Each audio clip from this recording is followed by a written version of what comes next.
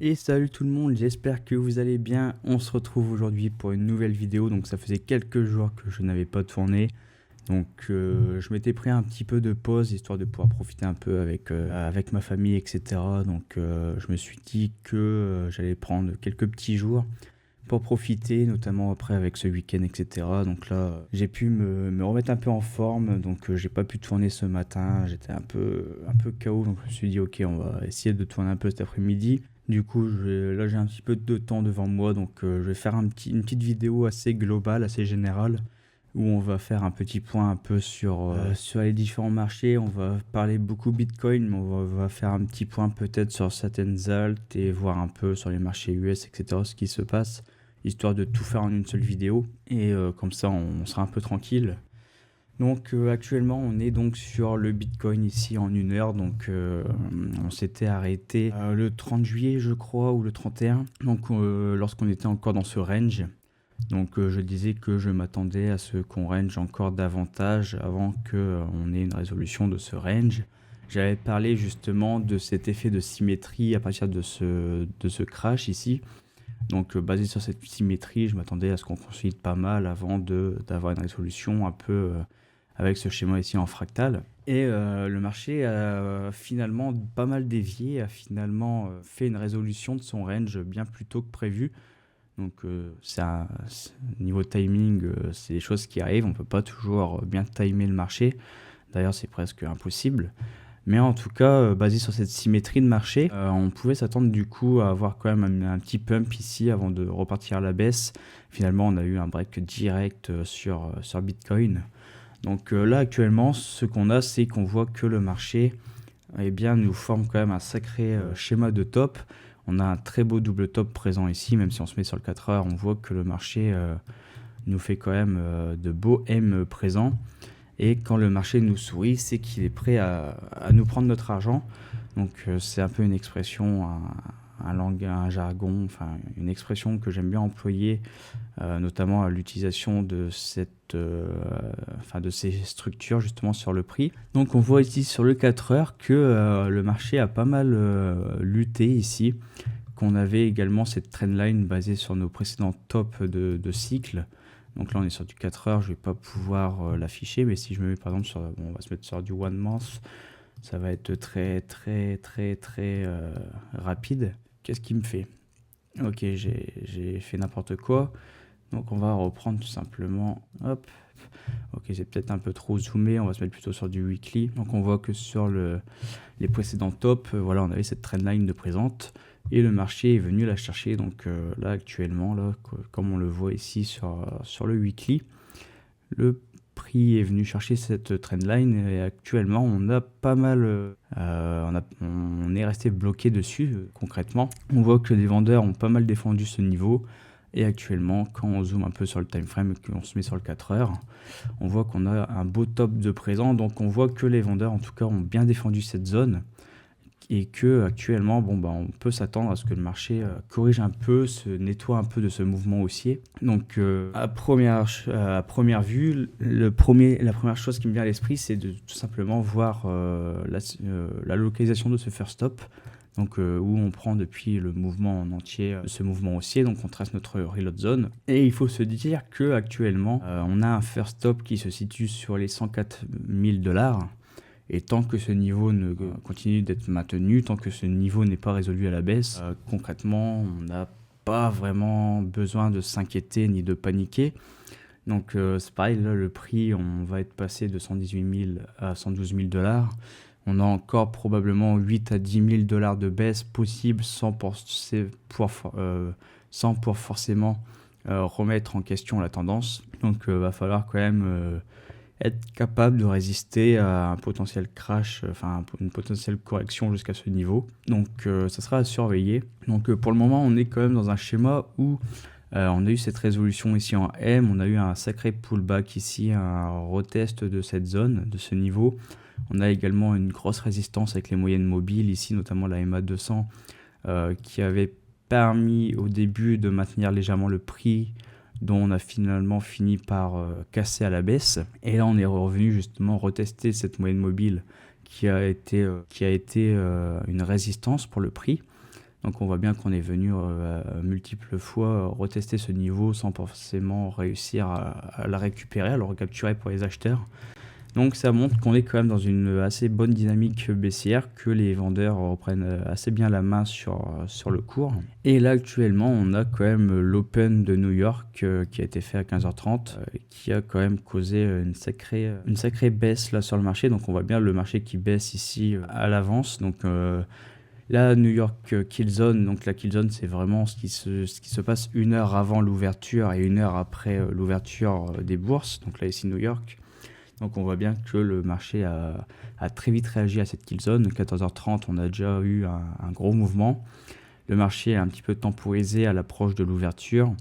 Et là, 15h30, tac, ici, on a eu une petite poussée dès l'ouverture. Et d'ailleurs, on brise les rêves, on va dire, des gens ici à court terme. Donc, on a un Open de New York qui fait un peu mal au marché. Donc, on risque d'avoir peut-être un mood assez vendeur pendant cette session. Va falloir voir quand même ce qui va se passer ici à court terme. Donc, pour faire les choses simples, le marché peut encore baisser jusqu'aux 104 000 $ environ, sans pour autant remettre en cause la grande tendance haussière de Bitcoin. Sachant que en plus de ça, c'est simplement un Fibo qui est basé sur un petit mouvement ici. Donc depuis notre précédent bottom sur les 74 000 $. Donc c'est pas non plus un Fibo qui reprend vraiment toute la tendance haussière sur Bitcoin, dont on utilisera plutôt probablement le daily voire le weekly pour pouvoir l'analyser. Donc pour l'instant c'est simplement une correction de ce mouvement ici qui est en train de se faire et qui n'est pas plus mal. Au moins on permet de nettoyer un peu le marché et pouvoir reprendre une bonne base en tout cas pour pouvoir repartir. Donc c'est plutôt très encourageant. Donc on peut aussi voir que j'ai remarqué sur l'Open Interest. Alors non, c'est pas l'Open Interest, mais plutôt sur les spot ETF Bitcoin. Donc on voit également qu'on a eu un énorme outflow ici pour le 1er août. Donc c'est même plutôt bon signe justement d'avoir des gros outflows comme ça, puisque ça peut potentiellement commencer à signifier qu'on est quand même proche d'un bottom. En général, on a quand même tendance à voir des excès, on va dire, à l'achat, ou des excès haussiers, ou ici par exemple des excès d'inflow assez proches des tops. Donc c'est normal, le mouvement est haussier, les gens sont en pleine euphorie, les gens veulent du Bitcoin. Donc on va avoir potentiellement des inflows très importants à l'approche des tops. Et à contrario, quand les gens commencent à paniquer et qu'on est quand même plus proche d'un bottom que d'un top, c'est quand même des outflows qui sont quand même qui traduisent un sacré pessimisme, une sacrée émotion négative sur le marché. Donc d'avoir déjà un début d'outflow comme ça, c'est quand même déjà bon signe, dans le sens où on nettoie pas mal le marché pour après pouvoir repartir à la hausse. Donc on a fait ce petit point rapide sur Bitcoin. Donc on est quand même dans une correction de marché actuellement. Il va falloir aussi surveiller ce qui va se passer au niveau de ce lot ici. Donc si vraiment on commence à prendre ce lot, donc celui-ci, l'attaque, on va vraiment pouvoir déclencher un peu une tendance baissière, puisqu'on va commencer à créer ce M ici, et derrière si on commence à créer voilà, des nouveaux plus bas avec des plus hauts qui restent descendants, ça sera quand même très synonyme de marché baissier. Donc on aura une tendance quand même à court terme qui restera baissière et qui traduira une correction du marché. Donc en plus de ça, avec Bitcoin, on a tout de même un marché des alts qui corrige un petit peu également. On avait pu voir Solana par exemple, on va faire un petit point dessus. Donc on avait vu que depuis ce breakout ici de cette structure ici en épaule tête inversée sur les 160 $, on avait donc estimé qu'on aurait un objectif ici de sortie donc de l'épaule tête à environ 193 $. On voit que le marché est venu chercher ce niveau avant de faire un petit excès ici aussi, avant de corriger derrière. Donc je pense qu'en général, en termes de globalité, on était sur un marché qui était un peu dans l'excès, qui s'est pas mal apprécié. Et là, on est quand même sur une phase de respiration. On avait commencé à avoir vraiment de l'excès sur le marché crypto. C'était vraiment un marché qui était pas mal haussier, qui montait assez facilement. On commençait à avoir des hypes, même sur le marché traditionnel, avec justement des entreprises qui commençaient à faire du FOMO en termes d'exploitation, d'utilisation de crypto pour la trésorerie, etc. On avait quand même des signes avant-coureurs pour nous dire « Ok, là, ça va un petit peu trop loin ». Et va falloir un peu calmer les ardeurs des gens. Et là, actuellement, c'est ce que le marché fait. Là, on est en train de calmer un petit peu, les gens. Je vais refaire aussi un petit point rapide sur ETH. Donc, ETH, on avait parlé de ce top ici, où j'avais pris un récent short qui avait été stoppé par la suite. On voit que le marché derrière a recréé un nouveau M. Je n'ai pas repris de position dessus. J'étais pas du tout disponible de toute manière, donc j'ai préféré laisser faire les choses. On pouvait s'attendre quand même à ce schéma de symétrie où je m'attendais à ce qu'après ce low ici, on puisse défendre un peu ce niveau pour recréer une seconde épaule. Finalement, on a eu une correction, on va dire, un peu plus profonde. Donc, est-ce qu'on pourrait peut-être parler d'un épaule-tête un peu de ce type ? Je suis pas vraiment très fan de ce genre de structure où justement la neckline est quand même descendante. C'est pas du tout une structure sur laquelle je suis très confiant. Je fais plus confiance aux structures vraiment qui permettent d'obtenir une neckline au mieux de manière plate, pour avoir vraiment, on va dire, un support horizontal, ou alors si celui-ci est légèrement un peu ascendant. Dans ce cas-là, en fait, le fait d'avoir une cassure ici, on va essayer d'attendre un pullback ou un signe qui nous montre qu'ok, là on nous donne un nouveau signal pour repartir, étant donné que la neckline est ascendante. Mais là, d'une neckline descendante, à tout moment, on peut avoir par exemple un support ici et refaire des structures, etc. et glisser le long de cette neckline. Donc le fait d'avoir un potentiel comportement où on glisse dessus, ça peut totalement métamorphoser la structure et la rendre invalide. Donc moi, c'est vraiment pas une structure que je traderais personnellement. Mais du coup, on voit quand même qu'on a eu ce beau M, on a eu un pullback ici avec ce mouvement. Donc c'est comme pour Bitcoin, on va surveiller ce qui va se passer. Et comme je l'ai dit, je suis pas trop d'avis. Mon sentiment n'est pas non plus sur un optimisme extrême sur ETH, où certains crient après les $4000, crient à la TH, crient à l'euphorie sur ETH. Moi, je prends plutôt du recul dessus et je vois aussi cette grosse consolidation sur ETH.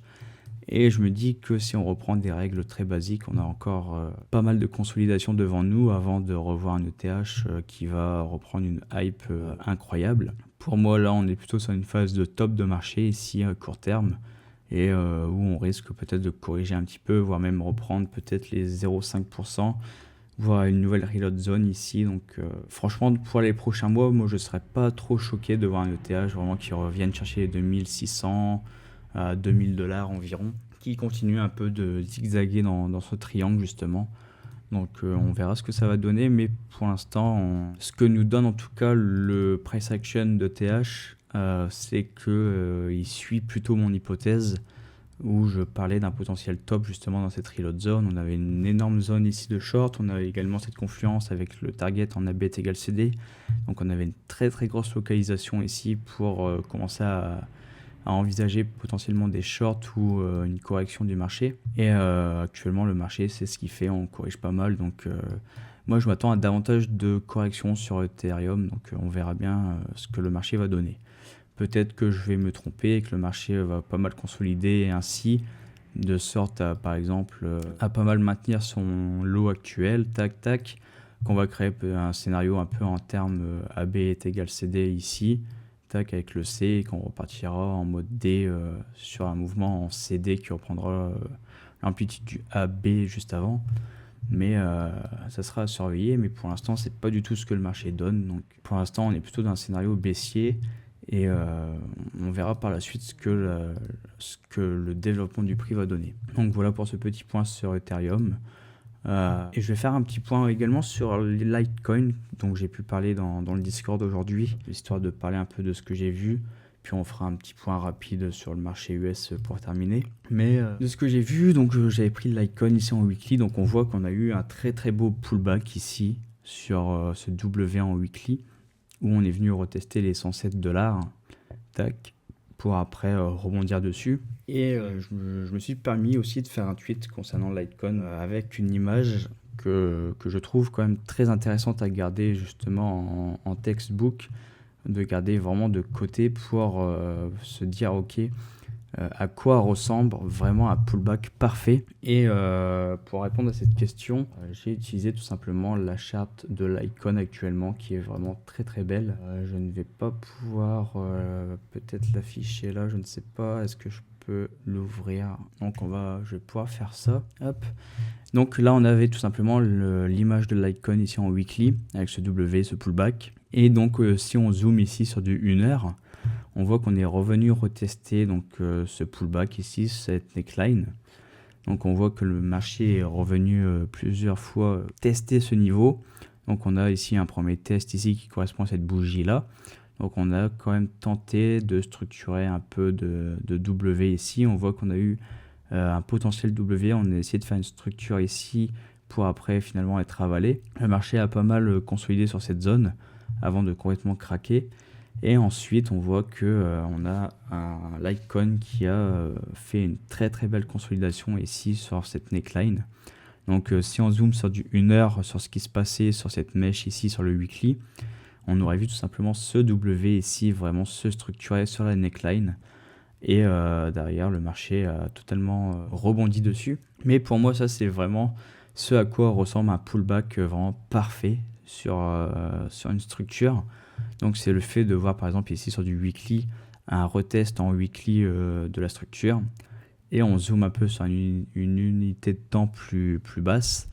Et le fait de voir vraiment ce W se montrer dans le sens du trade, c'est vraiment un signal vraiment où on se dit ok c'est bon, on a eu un bon pullback. Ici les acheteurs défendent vraiment avec intérêt ce niveau ici de la cassure de cette structure en plus grosse unité de temps. Et derrière, le marché a complètement a pris limite plus 50% derrière. Donc pour moi, c'est vraiment l'image à retenir sur ce qu'est un pullback parfait ici. En tout cas, dans un cas, un scénario haussier sur une sortie ici en W. Donc d'ailleurs, on pourrait également surveiller également ce qu'a donné les indicateurs. Donc on a eu ce pullback ici donc en horaire. Mais d'ailleurs, si on regarde un peu ce que nous donnent les indicateurs, on voit qu'on a eu de la divergence aussi donc, sur MACD. Donc on a cette divergence ici, donc tac, de ce lot à ce lot, où on a bien un lot qui fait un plus bas sur le prix mais pas sur MACD. Et derrière, on a bien donc la confirmation de la divergence avec cet histogramme ici, là, cette barre qui vient casser le plus haut ici. Donc on a bien la validation du W. Donc on valide la divergence haussière sur MACD. Et derrière, le prix ne crée pas de nouveau plus bas et au contraire se maintient très très bien. Et on a un très beau W derrière qui se montre et qui permet à Litecoin de pouvoir rebondir. Donc ça c'est vraiment l'image vraiment pour moi qui représente un pullback parfait. Donc vraiment à garder très précieusement je trouve pour les gens qui veulent savoir à quoi ça ressemble. Donc voilà pour ce petit point rapide sur les altcoins. Donc on a parlé des plus intéressantes du moment. Solana, ETH, LTC. Je n'ai pas parlé d'autres altcoins actuellement, donc le temps tourne pas mal, histoire de pas non plus faire une vidéo qui dure trop longtemps pour vous. On est déjà quasiment à plus de 20 minutes, donc on va faire un petit point très très rapide sur le marché US. Notamment, donc on va parler un peu du SP500, de ce qui se passe, etc. Donc là on a tout simplement le layout qui reprend les 4 actifs les plus importants. Pour faire un petit point, on va dire, en termes général des marchés. Donc on a le SP500, le Nasdaq, l'US dollar et puis le gold. Donc on voit que justement avec cette New York Kill Zone, on a eu quand même une open quand même très très rouge sur les marchés US, sur le Nasdaq et le SP500, donc assez fort à parier que la tendance va rester quand même assez baissière pour cette session, notamment surtout pour le SP500 et le Nasdaq, donc qui ont pas mal dégringolé à l'ouverture de New York. Je me demande justement s'il n'y avait pas non plus des données économiques aujourd'hui, donc on va regarder très rapidement. On est le mardi 5 août, donc on avait quand même ici à 16h, donc on avait l'ISM, service PMI. Donc on a tout simplement des données qui sont quand même négatives. On s'attendait à un résultat de 51,5, non même 51. Le précédent est à 58, enfin 50,8, donc on s'attendait quand même à une augmentation, à une continuation un peu plus haussière des résultats. Au final, on a eu un résultat plutôt très négatif, puisqu'on est carrément en dessous du précédent et même de ce à quoi on s'attendait. Donc c'est tout simplement ce qui a permis, on va dire, de provoquer aussi cette baisse à l'ouverture de New York, donc ici avec les données qui sont sorties à 16h.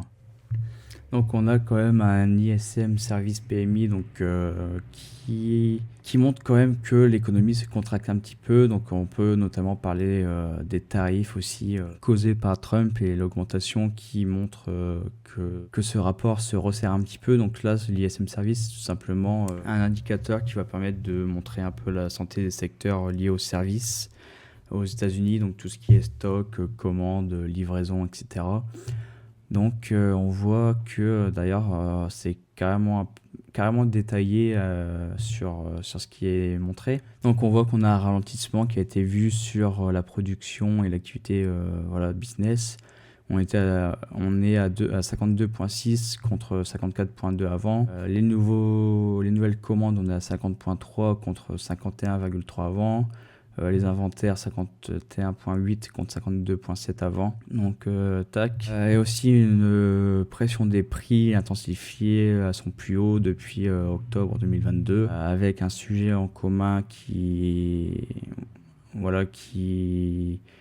c'est le sujet principal auquel on pense qui a causé tout ça, tout simplement tout ce qui est l'impact lié aux taxes douanières, donc les tarifs causés par Trump et en particulier sur les matières premières. Donc forcément on a eu des chiffres qui ont été plus mauvais que ce à quoi on pouvait s'attendre et du précédent, donc un signal quand même assez baissier pour le marché qui le prend quand même assez mal. Donc ça se reflète tout simplement sur le marché actuellement. On va parler du gold, c'est le plus intéressant à mon avis à l'heure actuelle, où justement sur le daily on a toujours ce ABT égale CD qui se montre depuis c'est la dernière vidéo où j'ai pu en parler, je ne sais plus c'était quand. On s'est bien développé, on a bien gardé ce lot pour le protéger. Et on voit que derrière le gold est en train de repartir. Donc il pourrait recauser un plus gros W également au break et des 3451,7 $. Donc si on part, qu'on arrive à s'affranchir vraiment de cette zone, là c'est vraiment la ruée facile vers les 4000 $ l'once. Donc ça va être vraiment à surveiller sur le gold et je pense très sincèrement que le gold le fera facilement, qu'on risque d'entrer peut-être sur une étape de blow off top à court terme ou à moyen terme, ou justement peut-être pour un gros rush pour 2026 potentiellement, et puis commencer une correction sur le gold pour les prochains mois. Ça sera à surveiller tout de même, donc on verra bien on verra bien ce que ça va donner. On a également l'US dollar, on avait parlé de ce gros W ici en daily, donc qui peut montrer également un petit rebond, une reprise de force du dollar à court terme. Donc ça peut aussi être, on va dire, mauvais signe pour les marchés US. Car si le dollar reprend un peu de force, on risque d'avoir des marchés qui vont un peu se déprécier en faveur du dollar. Mais bon, ça sera à surveiller. Actuellement, on a quand même un beau pullback. On a tout simplement aussi cette moyenne mobile qui fait guise de support actuellement. Donc pour le dollar, on semble quand même trouver un petit peu de support et se dire ok, on a encore un peu de retracement haussier devant nous à faire. Donc ça sera à surveiller. On va voir ce que ça donne également sur du plus petit court terme, enfin sur un plus petit time frame. On voit qu'on était sur la neckline ici du W Daily, mais qu'actuellement, voilà, sur du 1 heure, on ne fait pas pour l'instant de bonne structure pour se dire ok, on est prêt à repartir.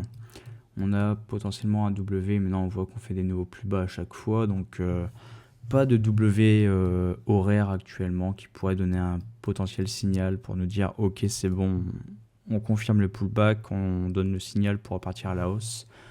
Donc ça peut être un élément qui peut être très important à surveiller, puisque si jamais on a un W qui se montre, on pourra se dire que ok, on a eu un très bon pullback et qu'on est prêt à repartir de nouveau pour l'US dollar. Donc voilà pour ce petit point donc sur les marchés US très rapide, mais pour le moment qui ne montre pas forcément grand chose, étant donné que on ne semble pas poser vraiment de top actuellement. On a quand même ce petit top un peu en V-top ici qu'on reteste un petit peu. Mais pour le moment, tant qu'on ne casse pas ce plus bas ici présent, ça ne sera pas trop le moment de se dire ok, là il y a une énorme panique sur le marché. Pour l'instant, c'est une petite correction toute simple. Mais si on commence vraiment à lâcher ce plus bas ici, qu'en plus on perd cette moyenne mobile de 100 sur le 4 heures, là, on va pouvoir se poser des questions pour le marché américain, mais pour le moment, ce n'est pas le cas. Donc voilà pour cette petite longue vidéo donc, qui a repris plusieurs sujets. Donc j'espère que ça vous a plu. Si c'est le cas, n'hésitez pas à vous abonner, à liker la vidéo. Et si vous voulez que j'analyse un actif de votre choix, n'hésitez pas à me le dire dans les commentaires. En tout cas, moi je vous dis à demain pour une prochaine vidéo. Allez, ciao!